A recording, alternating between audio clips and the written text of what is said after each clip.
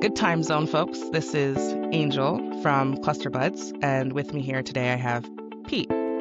He holds a very special place in my heart. He was one of the first people that I ever talked to when it came to dealing with my cluster attacks. I was at my wit's end, and I ended up emailing Cluster Busters, and Anna messaged me back and sent me to Pete. He's a Canadian. I'm also Canadian.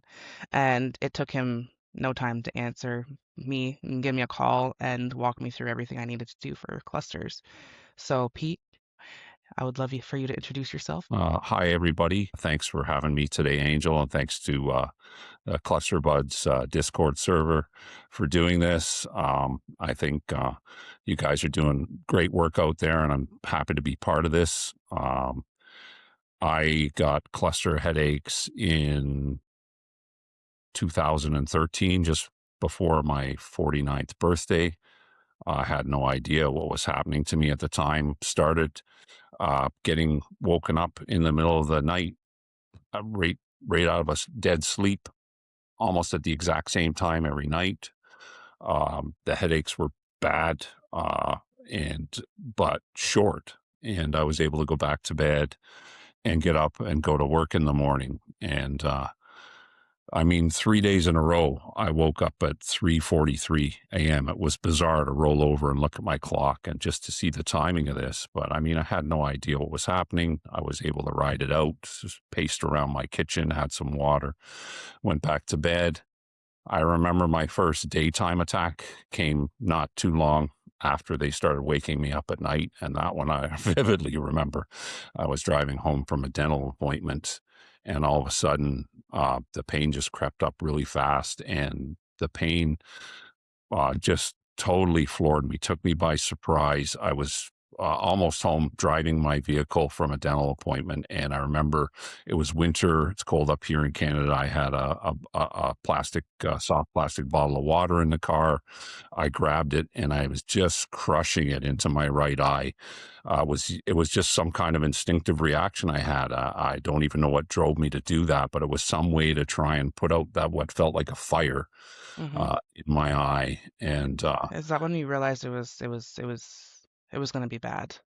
yeah, Yeah. and but at the same time, I still didn't know what this was all about. I'd been perfectly healthy, uh, very fit. I was working as an arborist, doing tree care, so I was in good shape. I wasn't in perfect shape, but I had no pre-existing conditions that I'd never experienced. And, other than the odd bad hangover, which was self-induced, I'd never really been a headache guy, or had problems like that. So this just totally blindsided me. And yeah, and it just started to progress from there, and got progressively more frequent. The attacks got longer, and yeah, hour and a half, average a lot of the times for me. And of course, I was white knuckling every single one of those because I didn't even know what was happening to me. What did you think was happening? You wonder if you're having an aneurysm or if you've got a tumor or something. So, you try to get in to see the doctor. And the doctor, ironically, had just given me a physical not too long before all this started. And so when I called looking for help, he was like, "Man, we just checked you out. You're like healthy as a horse. What's going on?" And I said, "I don't know." I ended up getting a CT scan at the hospital. I remember looking at my coworkers the one day and saying, I said to the one guy, I said, "Do my eyes look right?" And he said no. And I said, "You know what? I'm enough of this. I'm going to the hospital. I don't know what's going on." And they gave me a CT scan and said I was dehydrated. It was the middle of the summer. You sweat a lot when you're doing tree work, but I always drank a lot, but water while I was working. But they sort of treated me for dehydration. Said nothing untoward showed up on the scan, so they just sent me on my way. And yeah, it just became more and more debilitating to the point where, I felt like I couldn't work safely with my coworkers. When you're doing tree work, we were a small elite company. We did everything with ropes. We didn't have bucket trucks and all of that fancy equipment. So sometimes I had someone's life in my hands when I was holding a rope, and the utter fear of dropping the rope to grab my head or eye and, a giant block of tree trunk coming down and landing on so I just said, "Guys, I gotta check out till You know till I what's going so you know what's till I happening. figure this out." Yeah, so eventually I did get in to see a neurologist. That was an interesting appointment. Never met the man before. Was sitting in a very busy waiting room. Was at a hospital here in Hamilton, and he came up and I stood up and he threw his arm around me, and I thought, wow, I've never met the man. And he throws his arm around me and he walks me back to his examination room. He gave me a really thorough examination. And he was soft spoken, and I was kind of hard of hearing from years of tree work and working in steel plants and stuff with heavy machinery and equipment. And he had also had he was just so soft spoken. I was trying to follow along. I had to keep asking him to repeat stuff, and I felt like I was getting to the point where it was, going to grate on his nerves. So I tried Kind of like tried not. when I kept asking you questions and you called me. Yeah, Just it's okay, repetitive. and we should Mhm. understand that. So you bring up a good point. We should understand that. My motto is the only dumb question is one you don't ask. So we should Mhm. always ask and ask. And if you don't hear, same thing. Lesson learned from me. If you don't hear, just keep asking him to repeat, because I wasn't quite sure what he said, but um, and then I thought I had already started doing research, trying to figure out what the heck was wrong with me. So I thought, I can go home and reverse engineer, figure out what it was exactly he said, and figure out what I have, because I had done so much research. And so I went home and looked up. He said I had TACS, which it's an acronym that stands for the trigeminal autonomic cephalalgias, which is actually a group of headaches. It's not a single headache. So, but anyways, it's why I had difficulty understanding. You can understand that somebody Mhm. who's soft spoken, who No, says I such a mouthful, I had no you know. idea what they were saying to me either. So I went, and then he gave me a prescription for lamotrigine. Again, as I said earlier in our conversation, I was a pretty healthy individual. I had never been on prescription drugs in my whole life, other than antibiotics for an infection or something.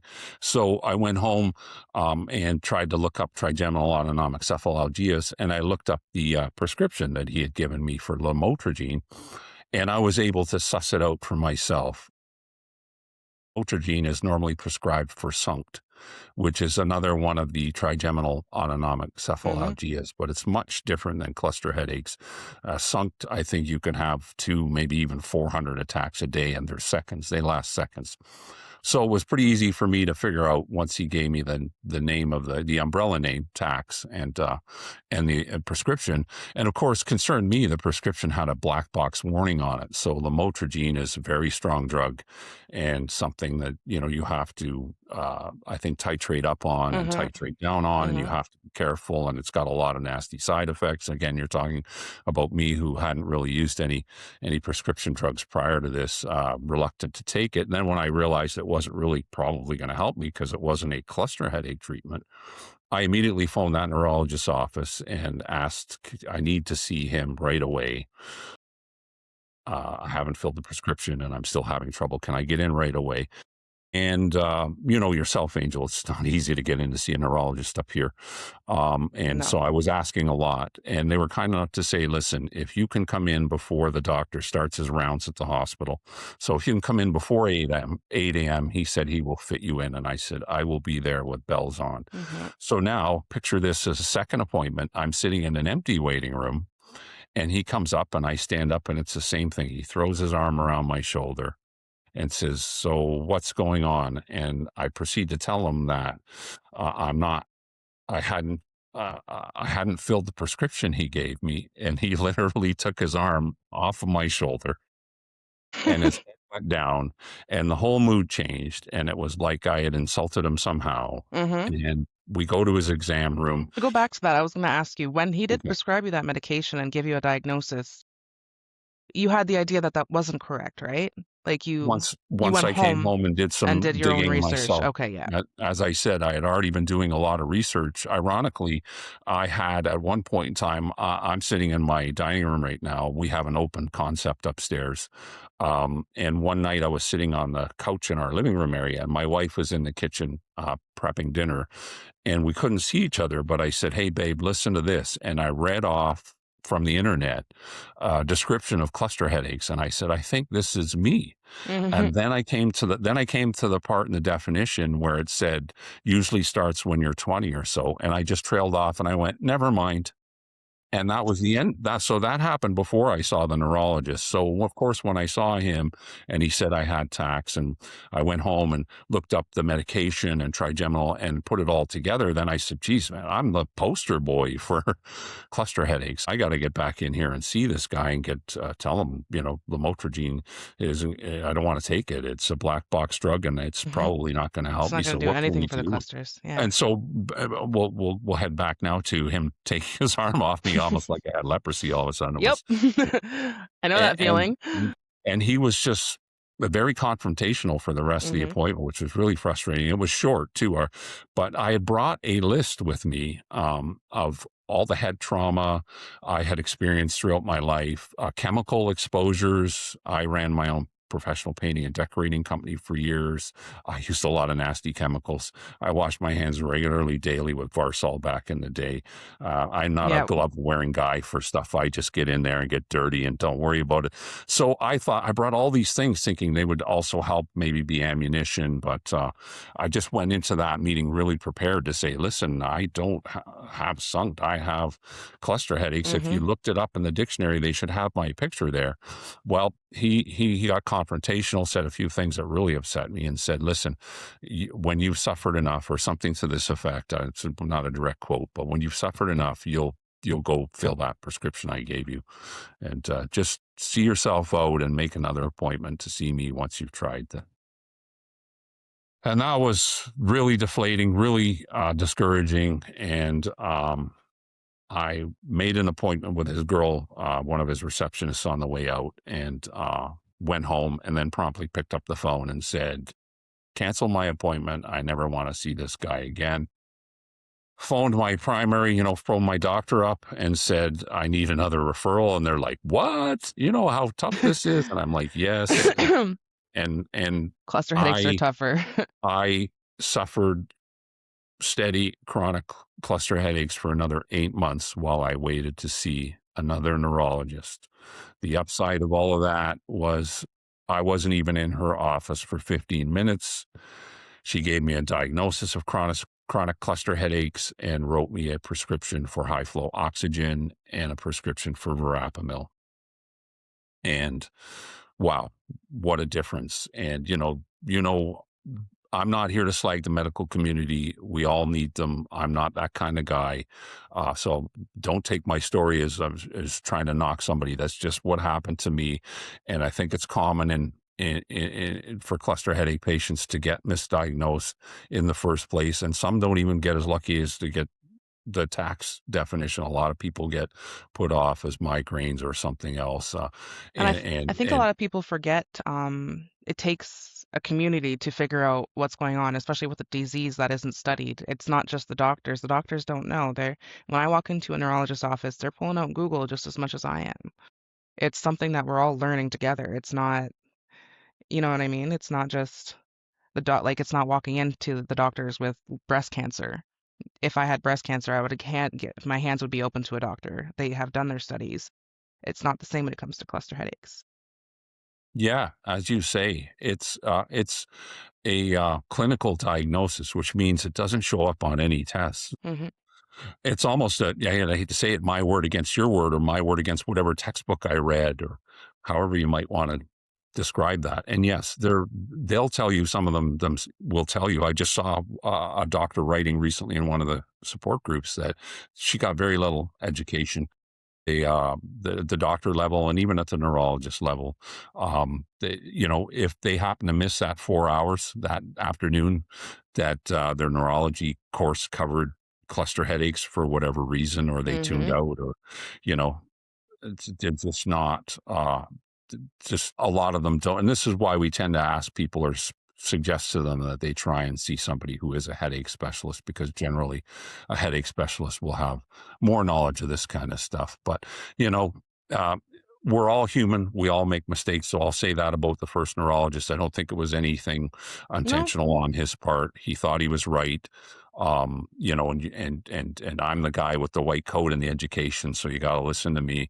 I get Mhm. that, but as you said, Angel, it seems like a lot of us out here in the cluster headache community, uh, through interacting with other cluster heads, seem to have a good wide berth of knowledge on the subject, what works, what doesn't work.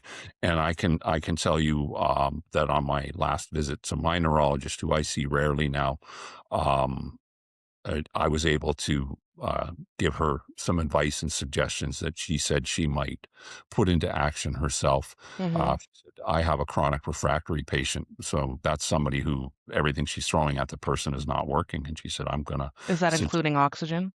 I don't know if she mentioned oxygen, but when you say chronic refractory, It that's like usually means they're everything. throwing the pharmacy at them and nothing's Mhm. sticking. So she said, I may suggest some of the lines of treatment that you follow to see if they'll Mhm. help that individual. So it was great to be able to discuss it stuff openly with her and to be heard and listened to, and even the fact that she said she might put some of that into that makes us feel good here when and I hear other people sharing similar experiences. So it's all we can hope for.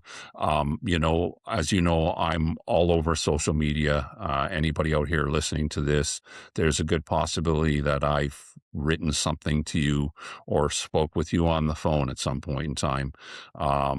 It's after losing my career to cluster headaches, once I got educated on the subject well enough to the point where I thought I could help other people, I dove into that. That's kind of my new career. It's glorious, but it's an unpaid position.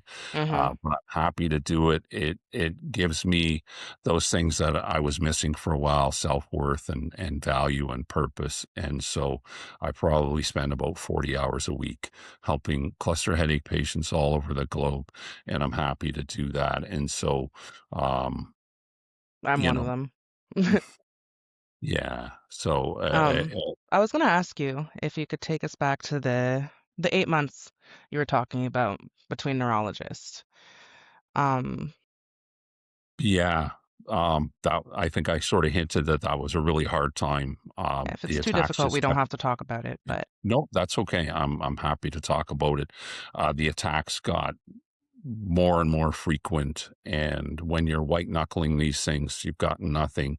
I hadn't even N nobody had even suggested to me that I try Red Bull or something like that. I still wasn't involved, in social media, at this point in time, so I hadn't found my community, and I don't know when I stumbled on Cluster Busters, but, they were the ones that helped me learn how to use oxygen and make sure I had the right gear and stuff, but and that was those during the 8 months you were waiting for the neurologist? well, yes, during that time, I did get involved with cluster busters because I think the first thing I tried before I even saw the new neurologist who gave me my diagnosis was the D3 regimen. And that was developed by Pete Batchelor and is now uh, being really well overseen by Craig Stewart. And that's the first thing I tried. So, and again, so I can thank the community for that, and Cluster Busters in particular for stumbling on that anti-inflammatory protocol. And I started that, and I noticed a reduction in frequency and severity. As a chronic, it doesn't always get us pain free, but it does help a lot of episodics remain attack free for years on end. So it's a great little thing to look into. But yeah, those 8 months before I started the D3 and in that time zone, and so this by the time I saw the second neurologist was 2 years of steadily building severe cluster headaches that I rode every single one of those attacks out until I got onto the D3, which helped a little bit, as I said. Yeah, I look at pictures from my 50th birthday party and I just think, wow, I look so sick. And that's funny because we call this an Invisible. invisible illness, but I can look at a fellow You cluster know who head. you are, yeah. You Yeah, know. I can look at a fellow cluster head now and tell if they're doing well or not. Mhm. we do wear it on our face. We can't When I hide went it. to see my doctor, because I've had her since I was born, it was the same thing.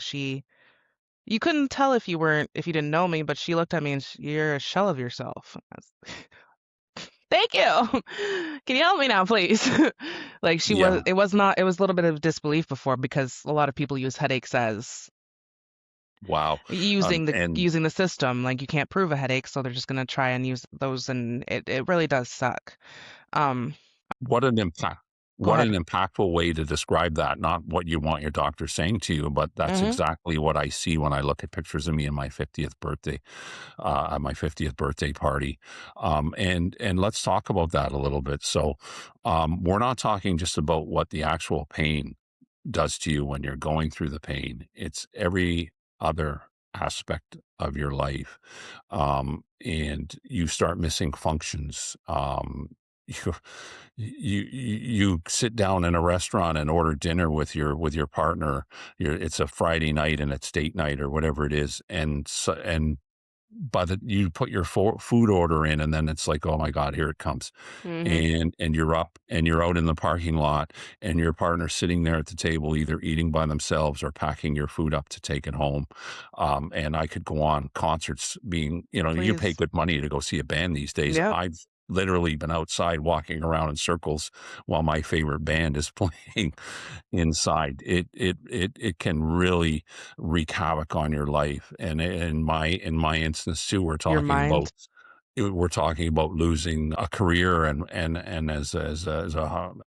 a working person who was contributing to the household income, Hmm. the ramifications of that are huge. You're on a budget now.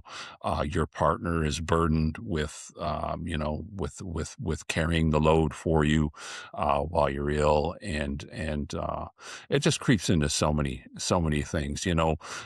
There's this old joke we used to tell about country music. We used to, and I don't know if you're familiar with this, but I'm just going to throw it out there that if you play a country record backwards, you get your house back, you get your dog back, you get your wife back, you get your so I've never so heard that. no, I'm no, but surprised. yeah, and so cluster headaches was kind of like that. We know a lot of people in the community that slowly start to lose everything Hmm. to this condition. It wreaks.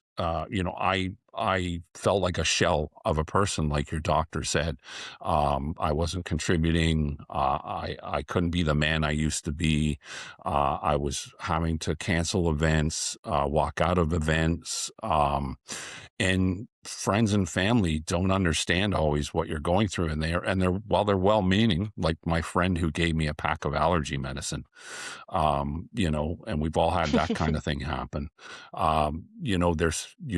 That there's some um, um, people that just don't, or are you having one of your headaches, or those kind of off the cuff remarks, or you get left out after a while too, because people start to go, they don't say it to you, but maybe you don't get invited because you're going to cancel No, all anyways. the time. One time I woke up earlier than normal because I had a really good night, and I walked downstairs and my family, they were all getting ready to go. I was like, "Where are you guys going?" And they were like, "Oh, we're just going to get coffee." And then later that day, they went to my favorite place, which was the Sugar Shack. Always been my favorite place, so that's obviously why they didn't tell me, and I got left out of one of my favorite. Yeah, it does suck sometimes that way. I was gonna ask you, when it comes to your attacks before you got the oxygen, and like right before you got the oxygen to when you didn't have oxygen, um, what was it like when you got your first attack with oxygen? And what was it like the attack right before without the oxygen? I want to know the shift and how that affected you. Okay. So, pacing was my number one coping mechanism before I got oxygen. And cold air. So I have a window that I can stick my head out of in my kitchen, and I used to smoke, and that was my smoking window. I would stick my head out and smoke. And I was still smoking when my cluster started. So in that time period, and that's one thing I'll tell you, I lit a smoke if the cluster started. Phew, even though they're, I don't know what they cost, like $1 a piece now. Yep. I don't know what they go, It's but gone. that's the way I could not keep puffing on that smoke. It's all consuming, right? The cluster headache is all consuming. And I would keep my head out the window, and of course, that cigarette afterwards was one of the best cigarettes when the attack is over.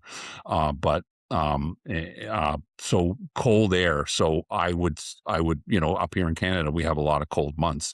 I would stick my head out. It could be 20 below, which I don't know what that would be on the Fahrenheit scale. All I know is that I've worked in 40 below, which is the same in Fahrenheit and Celsius, but it Hmm. could be super, super cold out. And I would just stick my head out the window and breathe in as much cold air as I could. And so the sort of a breathing, calmer breathing plus breathing in the cold air, and even the cold air, I run hot when I'm having a cluster. So the cold Me air too. helped with me Hmm. too. But let's fast forward to getting oxygen, and shout out to Dallas Denny, who you probably met at the conference in Texas. Dennis, right? Uh, Dennis Yeah. was the one who, I love through Dennis. the Cluster Buster forums, told me about the Cluster O2 kit and gave me some tips on usage. And I tell you, the first time I used oxygen, and it was like clouds parted and the angels came out and they were playing their horns, Is this and while it you was were just, having an it was attack, like that. right?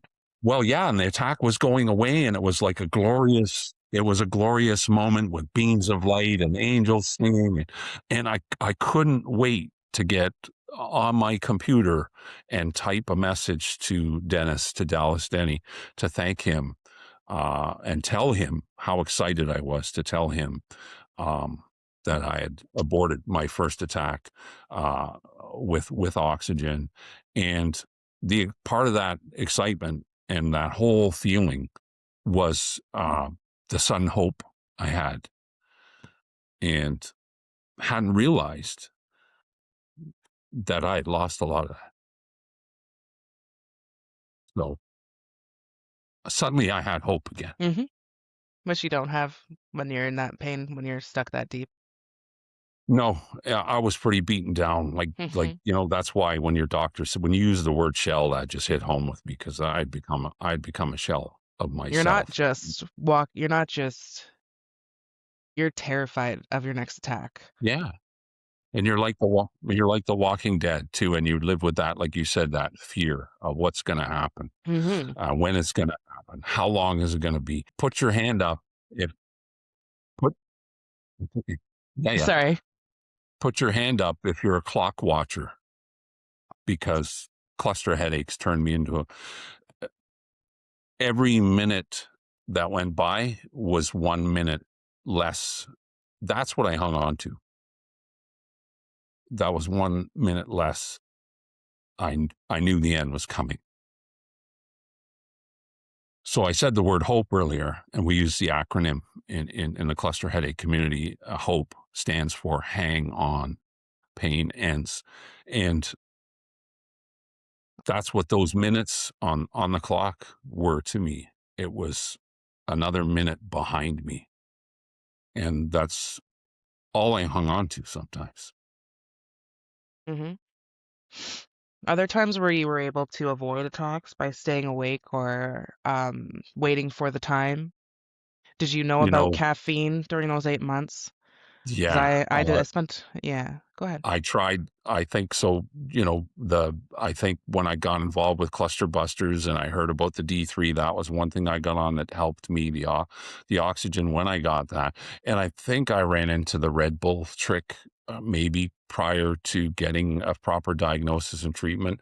You never know The if it works, so especially when you don't have people telling you that it works. Yeah, yeah, and It's just in your head. You're like, maybe it works, maybe it doesn't. I'm gonna do it, and oh, maybe and sometimes I told myself it made it worse, and you yeah, never know. Because I do know I tried that a few times and it's never worked for me. Mhm. And could be have been forever a steady coffee drinker. Now I'm a 2 cup a day guy. I was more when I was working. I would say 3, but I try to keep it to 2. But I drink a great big mug of strong coffee, and maybe that's why it doesn't work for me. But no, I had the clock and the cold air and pacing. And it's funny. The first cluster headache patient I ever talked to was a funny way it happened. One of my cousins said, a guy that I go curling with, and I don't know if everybody knows what curling is, but it's big up here in Canada. His name is Mort, and he says, I think he has the same headaches as you do. And so he said, can I put you in? So he put me in touch with Mort, and Mort and I had never met. And we talked on the phone for an hour, like we knew each other. And I'll tell you, one of the things that will always stick in my mind, and when I'm talking about pacing here, is Mort told me he had a circle pattern worn in his carpet in the basement. From Mm. pacing. You know exactly. As soon as I said that, it hits you, right? Yeah. But you say that to someone else and they go, "Oh, why would a guy have a," because we know. And I literally, again, the open concept up here, I went from kitchen, living room, dining room, Even kitchen. If even I was, even even saying this, I don't think people understand the gravity of how many times it happens throughout the day. Like how many times it's not just once a day that you get stuck with your head out the window.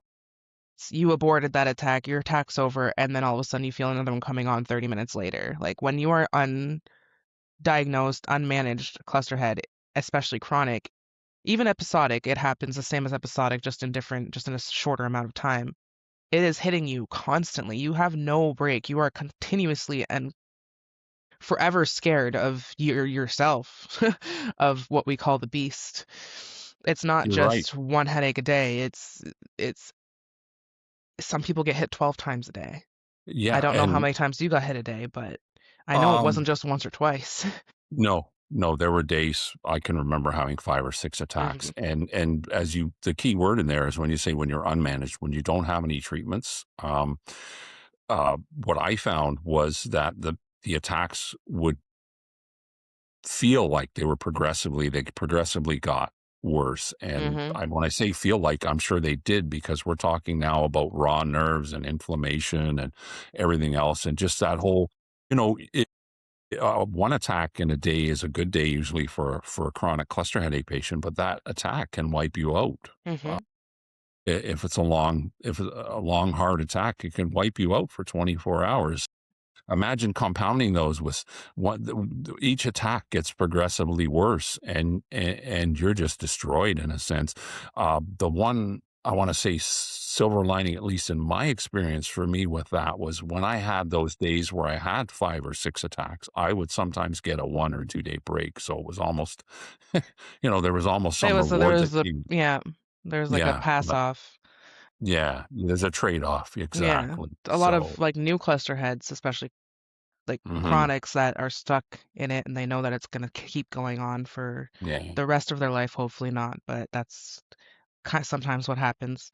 They they don't realize that those hits constantly when you're unmanaged, when you start to be able to manage them and find ways to be able to abort an attack or slow it down or keep the pain at a certain level, frequency, everything slows down too because like you said, the inflammation, nothing's being hit constantly. So you're getting breaks which will in return give you more breaks.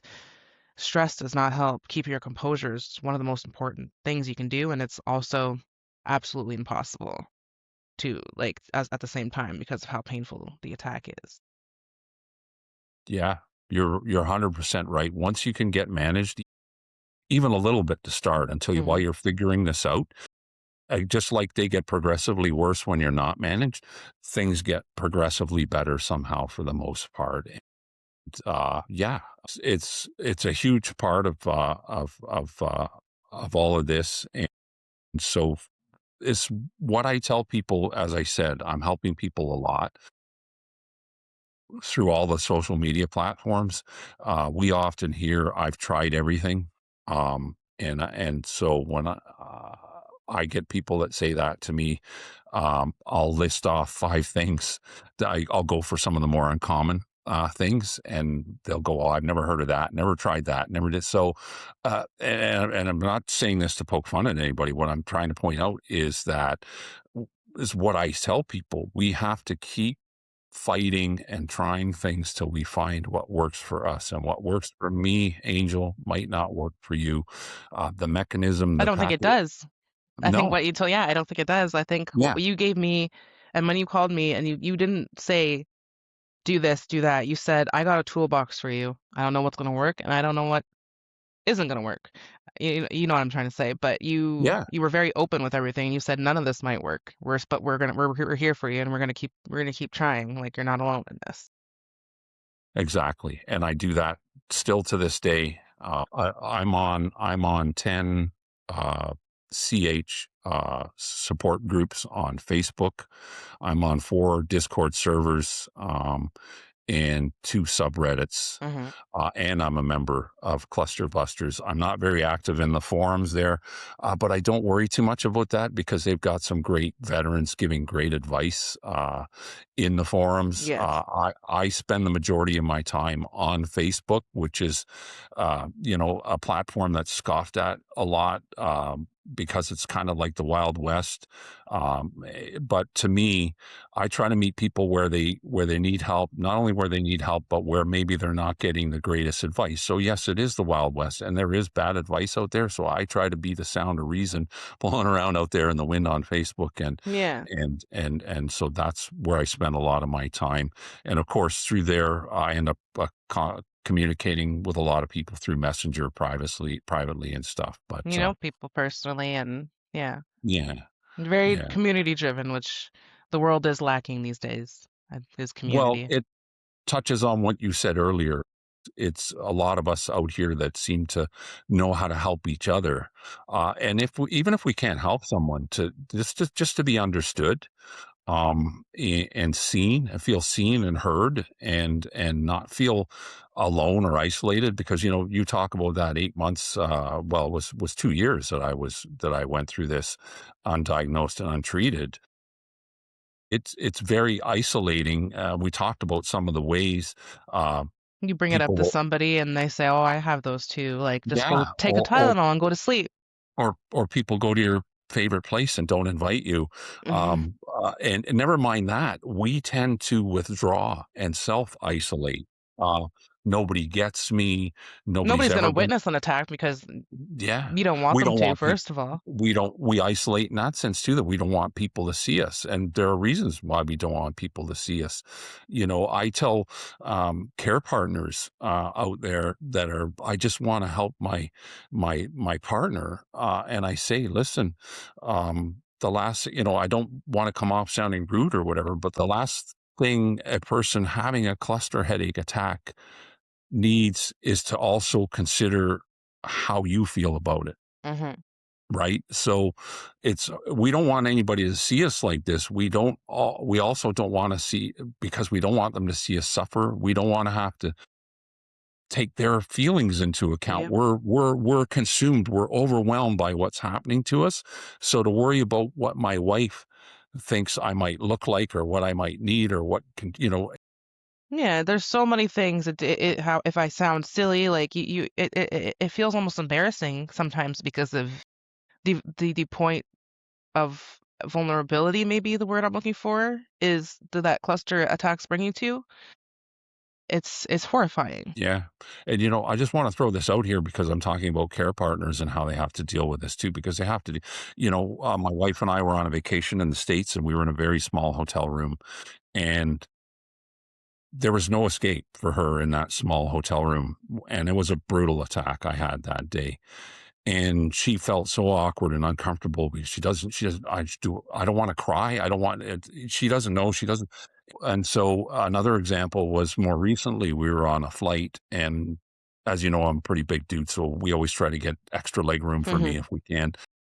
So we get the emergency seat, because it's got, the emergency exit has extra leg room, and I'm having an attack on the plane, and my wife, the sun's beaming into her face. She's trying not to look at me, because she doesn't want me to see the gamut of emotions she's going through, because she doesn't want to add to what's happening to me. So she pulled the shade down so that she could look in that direction without being blinded by the sun. And the stewardess came over and said, "You can't put the shade down. You're in the emergency exit. We have to be able to see outside of the plane," and made a big deal about it. And my wife was just felt so squirmy and so uncomfortable. And it's because she doesn't want to put any extra pressure or burden on me. She doesn't want me to see the gamut of emotions that Hmm. she's going through. And it's just another great place for me to say, uh, man, we're lucky to have our partners be so supportive for us, and I do my best to try and help care partners understand what not only what your significant other is going through while they're having an attack, but also that you as a care partner, you're going through it too, and that you Hmm. need to take care of yourself. You need to make time for yourself, that you're living with this condition too. And, it's an opportunity to just say, that's one of the great things about Cluster Busters. We have a lot of programs for group and one-on-one support, anything you need for the patients, but also we have support groups that are solely for caregivers, loved ones, family members, where they can go and talk about what it's like to live with someone who has cluster headaches. And I just We bring up one more encourage that. example Yeah. from the conference to sort of hit this home. Anna, who you mentioned earlier in the call, uh, had a couple walk up to her at the conference, and she, I think, asked Why the do I know cluster what head. couple you're talking about? I know exactly who you're talking about. I love them. I Continue. if it's Andrew and Annette, yeah, what a fabulous couple. I don't know that it was them. I think it might have been someone Anna was more familiar with, but I don't know who the couple was. But Hmm. I think in this case the husband was the cluster headache patient, and she was asking how everything was going, and I forget exactly how it panned out. That the care partner didn't want to say anything, and and Anna was a little dumbfounded why the care partner didn't want to say anything. And so I actually ran this scenario past my wife, and I don't know if I'm being totally clear about how this went down, but I understand you. yeah, yeah. That my wife said, um, the care partner didn't want to say anything within earshot of any cluster headache patients, not just her husband. She's at a Cluster Busters conference full of cluster headache patients, and she didn't want to say anything that any cluster had, because this is a thing that they She didn't carry want to that make eats in. anybody feel out of place. Yeah, yeah, yeah. Angel, it looks like are you getting hit? No, that's I know exactly what you're talking about, and that hit home to somebody caring so much about like they don't even have the clusters themselves. Yeah. No, they a wonderful couple. If it's the same couple we're talking about, I Yeah. think it was Andrew and that, everybody, they were the talk of the conference. Everybody gravitated towards them. We helped them so much. I don't know whether you know or not. They're in Colorado. They drove over the border into Texas, so Dr. Burrish Hmm. could help them, because doctors can't necessarily cross state lines for treatment. And Andrew is on Emgality now and completely pain free. So I don't know if you knew that or not. Throwing some good news out there. We love good No, news. that's You know, amazing. yeah, and hope, and that's what I say when I'm out there helping people. I try to get people on the phone. I know not everybody's comfortable with that, but yourself the difference. If you can talk to somebody who has Hmm. this, it's rare. It's rare that we even get an opportunity. I'll hark back to when I talked to Mort, the curling guy, for the first time. It was first time either of us had ever spoken to a cluster, and he had had cluster headaches for years and years. And so that opportunity to just feel seen and heard and understood, even if someone's suffering and can't get all the proper treatments right away, whatever you might be suggesting, like I did with you, here's some stuff for your toolkit, see what works. Just that hope.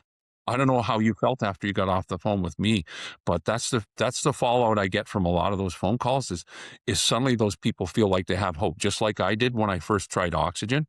You get that hope, and hope radiates throughout your whole body. Just like I said, the angels played their horns and I got in trouble by a few people on Reddit just for throwing things out there that I probably shouldn't have been throwing out there because I was very hopeful and I wanted everybody to know. yeah. Yeah, and a lot of people I help them, they're very eager to start helping other people because they just wanna pass that hope on, and hope is big. Hope is so big for us, and it's what I got back when I got oxygen, and it's what I try to give other people, and that's why I try and get them on the phone because you can't always give someone hope through text. Yes. You know, the odd time I take a little heat from somebody, "Oh, you're the group expert," or whatever, you know? You know, hey, I'm a big guy. What of it? Guys used to come into the bar and go, "Oh, look at there's the biggest guy. I'm going to pick a fight with him." So you got to realize that whether you're on social media or you're at the bar, so every once in a while somebody's going to try and take you on. It's part of what I have to deal with, and it's why I love the positive feedback that, and I try to encourage people. Now I'm trying to make that part of what I do. I'm trying to say, okay, please, if this helps you, just get back to me and tell me because I'll use this phrase I got from Joe McKay. It's advocacy fuel. It's what keeps us going. The good stories, the happy stories, the any improvement. I'll use one example here. On Reddit, we use usernames, so nobody knows who anybody is. And a Redditor was at the conference in Texas, and he said, "Are you here?" And I said, "Yes." We were messaging through Reddit, so we still don't know who each other might be. And we agreed to meet downstairs for coffee, and we met. And he said, "I just wanted to thank you in person. You told me on Reddit or wherever, I think it was Reddit, that I should switch from extended release verapamil to immediate release verapamil, that it would probably work better for me." He said, "Well, he said, I'm having 5 less attacks a week." And he was so happy to share this and tell me. And again, I was happy to hear it.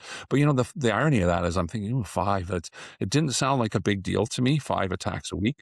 But when I did the math, I went, man, that's 250 plus attacks. This guy's not, and then yes, the angels sing again, and you're so happy because yeah, one less attack is a big deal. But to have 5 less a week, it didn't sound like a lot till I did the math and went, wow, he's having 200. Because I used to document my attack. I still do actually.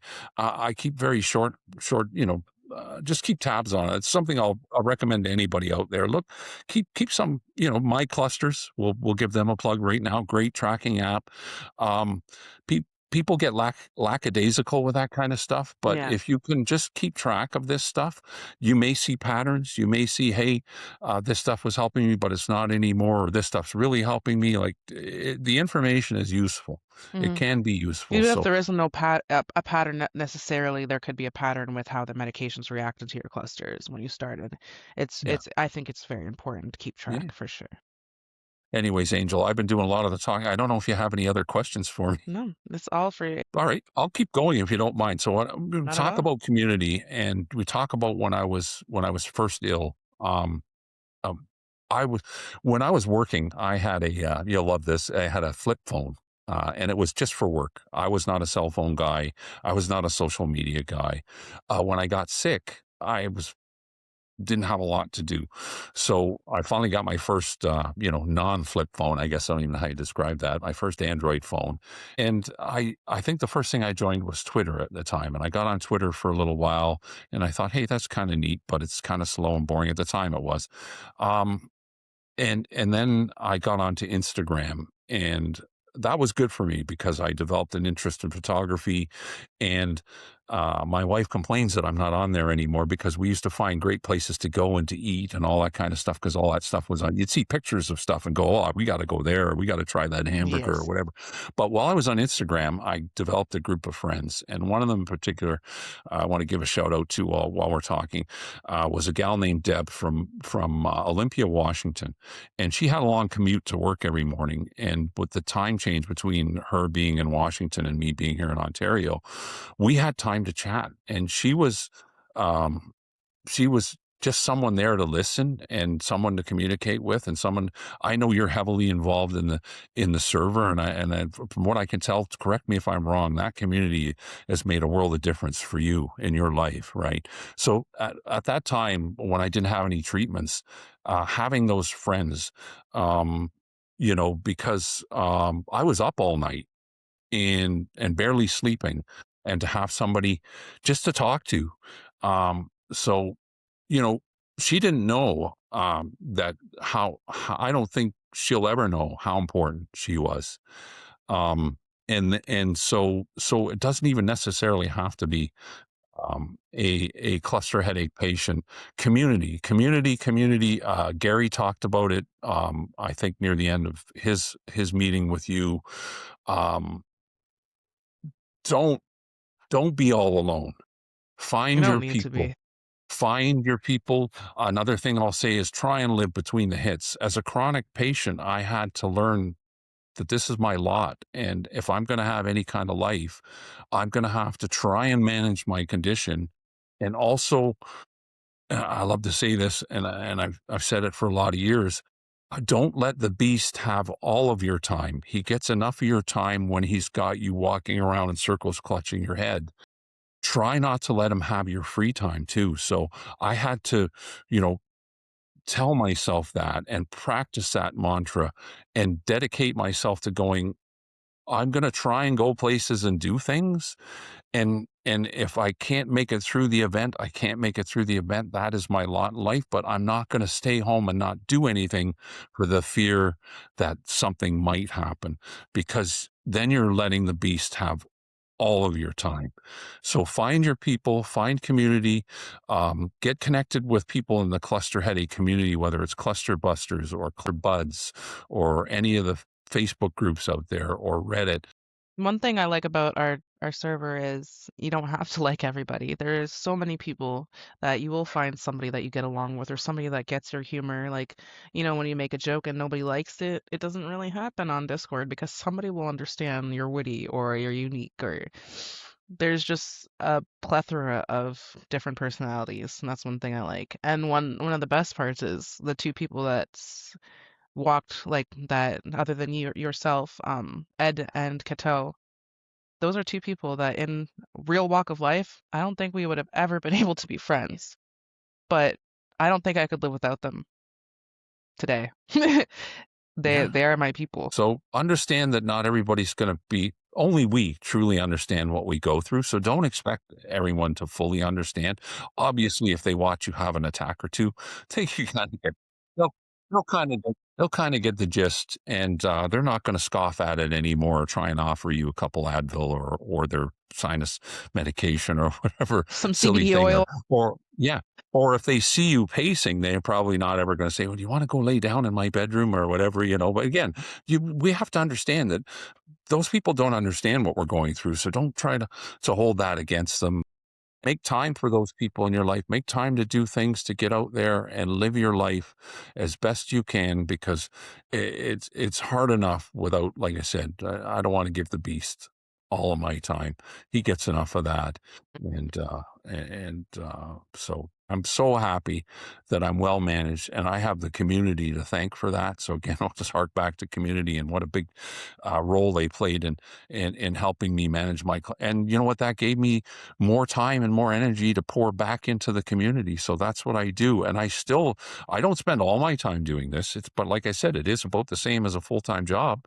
It's a global community. So I may be on call with someone from California and it's midnight here, it's Hmm. early there, or I may be in touch with somebody from Britain or whatever. And so I still do chores and I still have a regular life. I look after my mother-in-law, et cetera, et cetera, but I can work around that. And like I said, because I'm mostly healthy, I pour a lot of my free time and my dedication back. And as you said Hmm. earlier, Angel, I love it.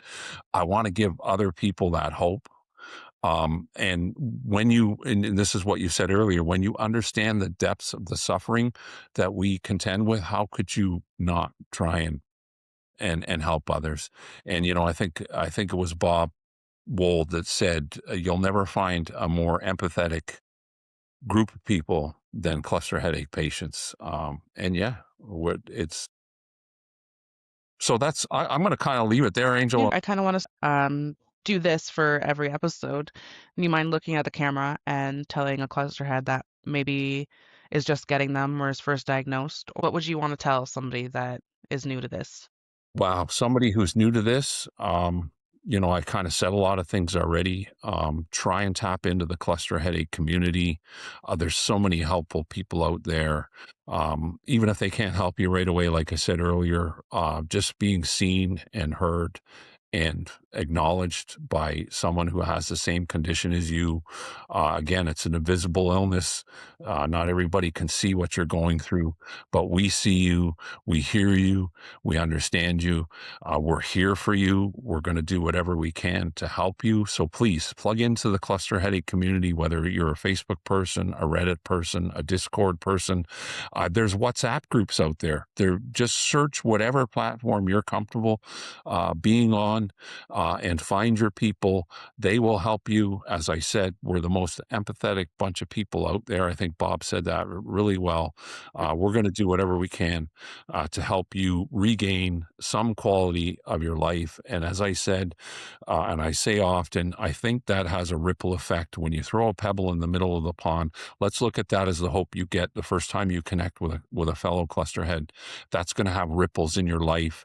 You're going to maybe learn about some new tools or new ways to try and cope. And as Angel and I discussed earlier, you're going to then uh, be able to start managing your attacks better, and things are going to get better for you. And I tell people all the time, keep fighting until you find what works for you. I did. You can too. Hang on till then. Have hope, and we'll help you together as a community. We'll help you find a way to regain the quality of life, some of the quality of life that you've lost. I think that was amazing, and I think people will really resonate with what we recorded today. I hope so. Thanks for having me on. Got a little bit emotional at the end for myself, but I think That's that's okay. good. Yeah. I got a little choked up. Hey, what, and I'll just say, for everybody out there, this is the kind of troopers we are. Angel had an attack before she started this interview. She aborted with oxygen. We're warriors. We're soldiers. We're the toughest MFs you're ever going to meet, and we're also the kindest people you ever meet. We're here We for you. try. Reach out to us, and let's help each other. Let's all push the ball forward on research, advocacy, education, awareness. Let's take, yeah, let's take care of each other. Thanks for having me. No worries.